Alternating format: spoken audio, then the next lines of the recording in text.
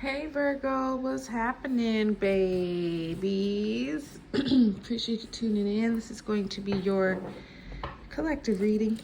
God has blessed it for us, so thank you, Heavenly Father. Hey Virgo, I don't know if I ever told you, but my rising is Virgo, so we are in this together. Yes, we are.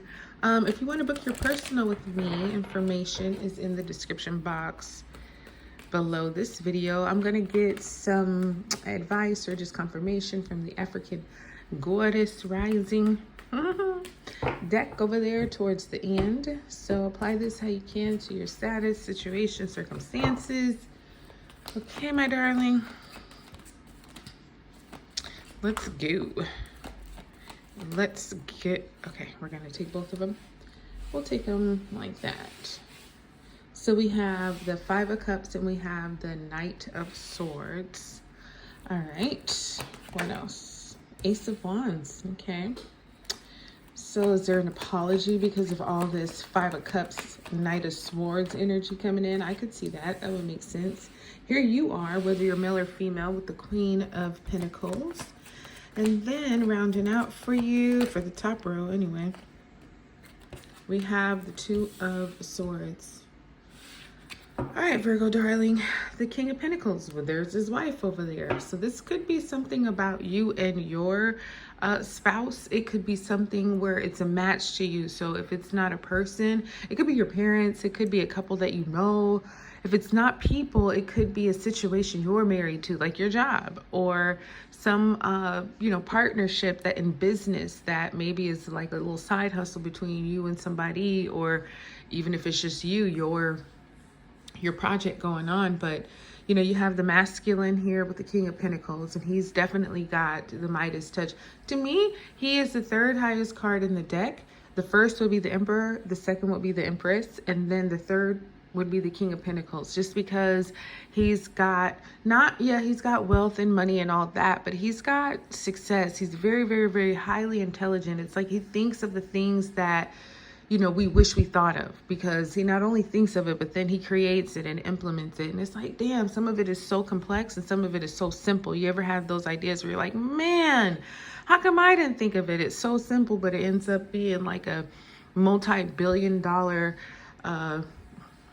company or something like that. So he's really truly got the Midas touch. And then the Queen of Pentacles, she's his counterpart. So she has that same business savvy, except with her, she's more so like, okay, we can work and we can, create and do and all that. But she's like, I'm done for the day. I need to go take a break. I need to go in my garden and tend to myself for a bit, right? So it's that same kind of, they're not workaholics, but they're willing to get it done. He doesn't stop. She definitely says, nope, I'm done.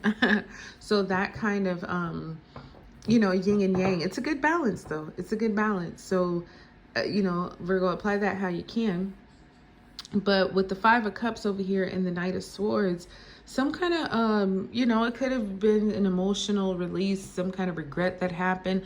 Maybe it was a conversation that turned into an argument and, things got a little bit heated and, wasn't really the goal, but this is what happened. So, there's like this kind of sad feeling because, sometimes when you say things when you're upset or you do things when you're upset, you do kind of create losses that weren't intended, right? You're like, well, fuck it, go. And then, you break up or something. It's like, oh, damn, I didn't really mean for you to leave. But because the Knight of Swords is here and he's very much so that energy of, he's really petty. He moves so fast. And if you look at his placement, he's always moving backwards. So he's always going to like have the last word. He got to go finish it. He can't just let it be done. And sometimes you appreciate that kind of energy, but sometimes that energy is very annoying because it's like, damn, why are you always trying to, you know what I mean? Like, just stop sometimes. Just let it go. You don't have to finish things. Sometimes things are better left unsaid. That is not the philosophy of the Knight of Swords. So this could have been something that went a little too far, a little too long. And so, yeah, you might have just been like, damn, it wasn't supposed to be like that. But whoever you were dealing with just wouldn't let it freaking rest. They wouldn't let it be. So you kind of had to take it there. All right, yeah, this Three of Swords coming in. The Ace of Wands, I think in this case, is probably some kind of apology for a broken heart, something, a conversation, something that happened that, you know, maybe it's been a conversation that's been touchy before, but this time it just kind of went all the way. Because the Three of Swords is like, okay, one time it hurt, twice it hurt, three times, man, I'm not doing this no more. It's enough. I've learned the lesson. And so, yeah, time to not ever do that again. And the Ace of Wands is usually coming in as something that's new and exciting and gets you, you know, feeling optimistic about things. But sometimes I've seen it where it comes in and it is like that olive branch that, I'm sorry, you know what I mean? I didn't mean for it to hurt you or to break your heart. You know, will you forgive me? It could be a lot of things. You know, if this is your spouse, your partner that you're dealing with, this could be one of those, you know, let's just let's connect physically, and then that'll help us get over, you know, our little arguments and all that. And you know what? Truth be told, that does work. So, you know, apply it how you can. But yes, somebody, and maybe it's you, but it could be the other person or the other party, the situation coming in to say, yeah, we went a little too far. My apologies, my bad. All right, you have the Chariot who came out, which is the major arcana of Cancer. So you could be dealing with the Cancer, or maybe you have it in your chart. Queen of Pentacles is, like I say, this is coming up in your upcoming too here, Virgo. So it's about you just really kind of nurturing yourself, taking care of you and your needs, putting yourself first. And that, I feel like, is really going to allow you to propel.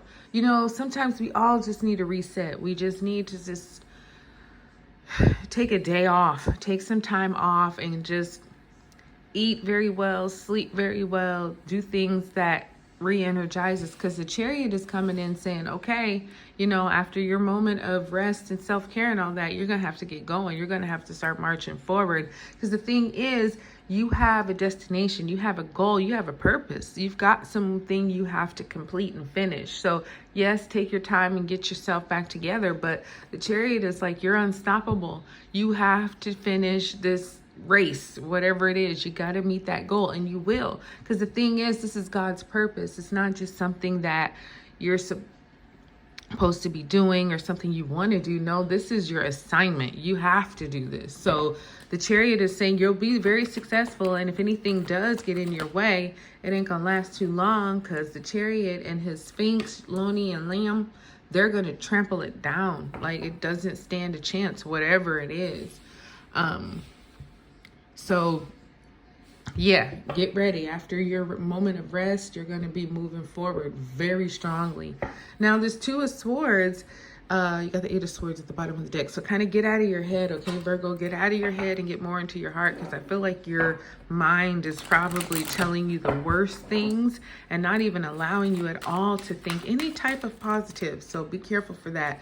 This Two of Swords is telling you you got some kind of choice, okay?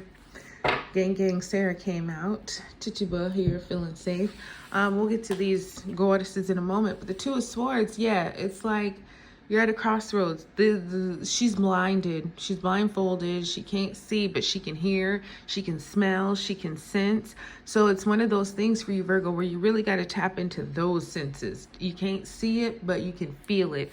And there's some very supportive people around you who you know you can trust them. You should ask them too, hey, listen, I'm at a crossroads. I don't know if I should do this, go left or go right. The people who you know and love you and are supporting you, they'll tell you straight up, listen, I think you should do this, I think you should do that, and they'll give you some really sound advice. And you know what? Don't be surprised if when you go asking them for advice, they start asking you for advice too, because this is that energy where we're celebrating. We all got things to talk about, we all got accomplishments, and we all need to help each other. So you got them there for you, so reach out to your friends. Now you have Gang Sarah, number 22, Resistance.